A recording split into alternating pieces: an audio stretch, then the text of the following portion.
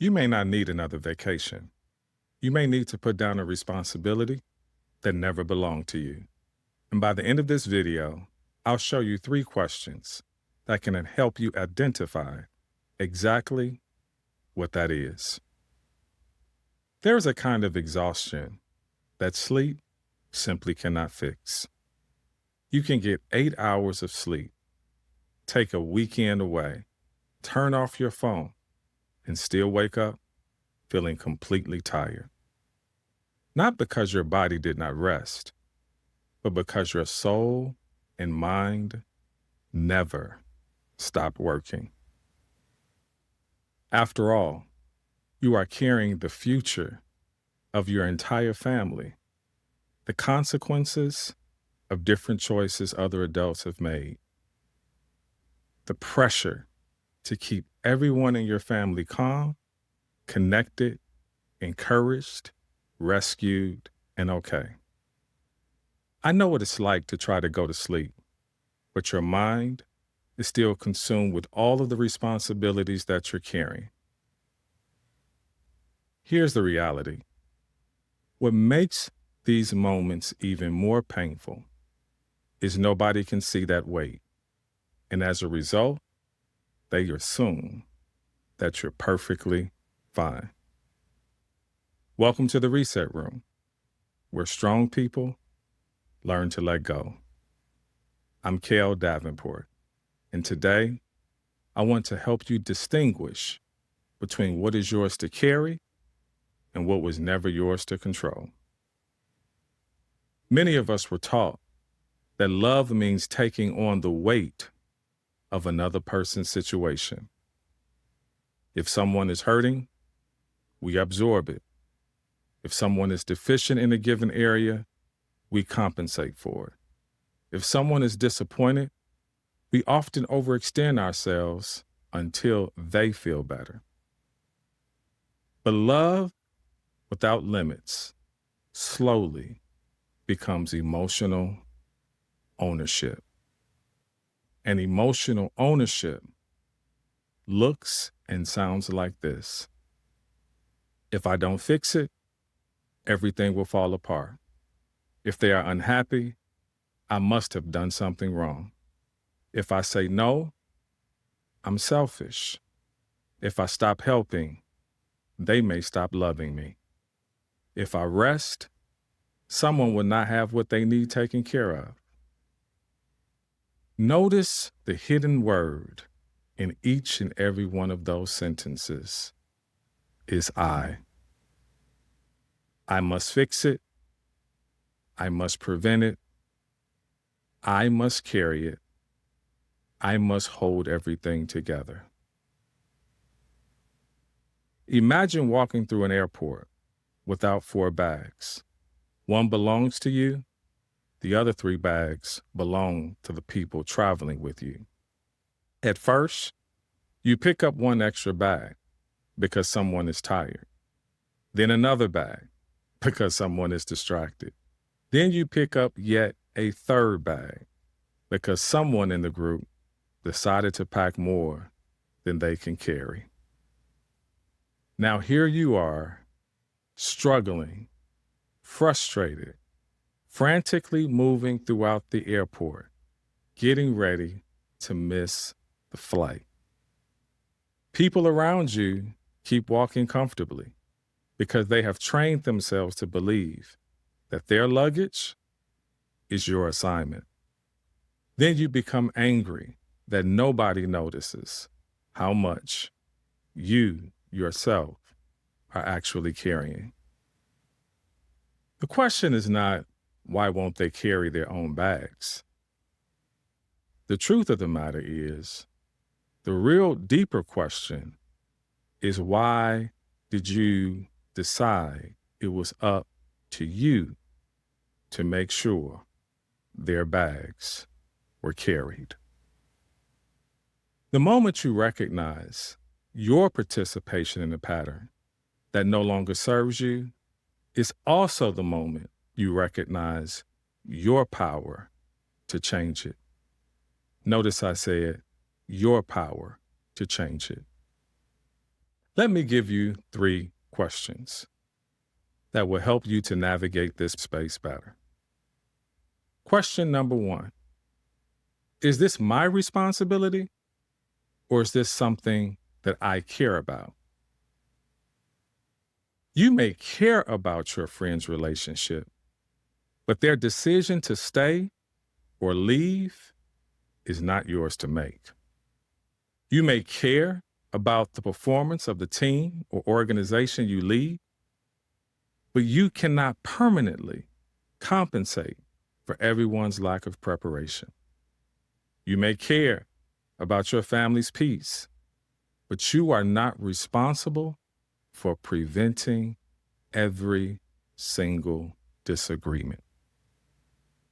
Strong one, care asks, how can I be present? Control asks, how can I guarantee the outcome? These 2 questions are not the same. Question number 2. Did God assign this to me, or did guilt or fear hand this to me? Some burdens come from purpose. Other burdens come from fear. Purpose can stretch you, but it will not demand that you become every single person's savior. Guilt keeps moving the goalposts, no matter how much you give. Guilt and fear have a way of telling you that it is never enough. I don't know about you, but I've had supervisors who would tell me how much more they were doing whenever I shared that I had reached my personal capacity. They would recognize I was doing a lot and affirm how superior my work product was, then follow it up with how much more they wanted me to deliver. It's important to note that what they wanted of me was never followed up with an increase of pay or a title change. You see, strong one, the fear of losing a job, position, relationship, friendship, ministry, or organization often drives us into assignments that God never assigned to our hands. Galatians chapter 6 gives us a powerful balance. We are told to bear one another's burdens, but we are also reminded that each person has a load to carry themselves. In other words, compassion provides assistance to others dealing with burdens, but do not remove every responsibility from another person's shoulders. You are called to help, but you are not called to overcompensate and lose yourself in the name of someone else. Question 3. What happens if I personally put this down? Perhaps someone gets disappointed. Maybe someone has to grow. Others may now recognize the problem because it becomes more visible to each and every individual that's involved. Maybe the person who has been leaning on you finally has to stand on their own. Maybe you discover that the ministry, the team, the business, or even the family does not collapse when you stop holding everything together.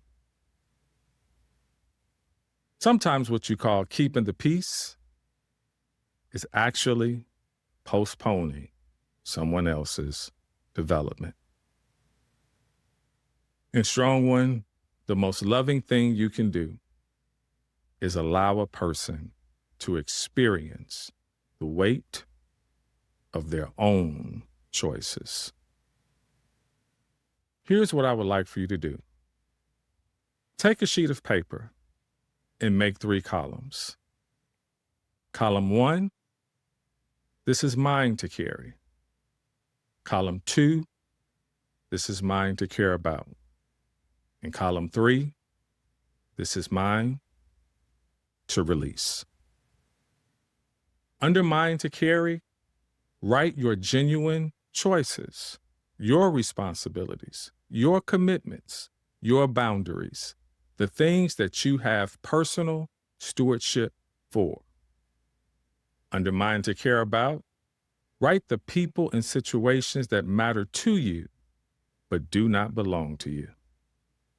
Under Mind to Release, write the outcomes, opinions, reactions, and consequences you've been trying to control.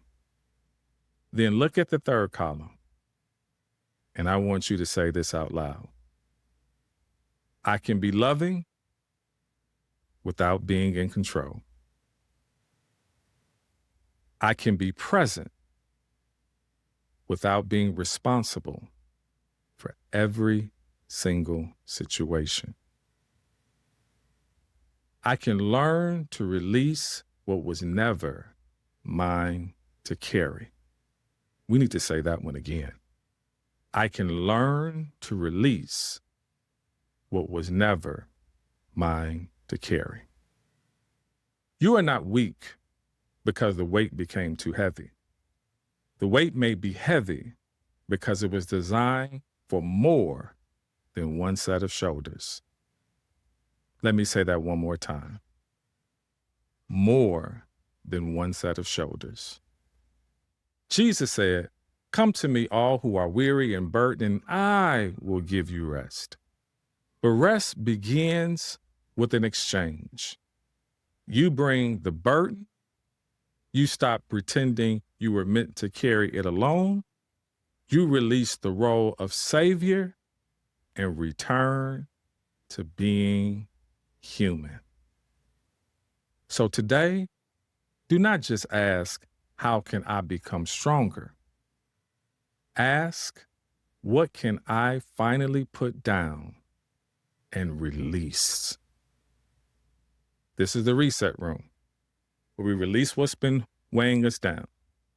We embrace what matters most, and we trust God with the rest.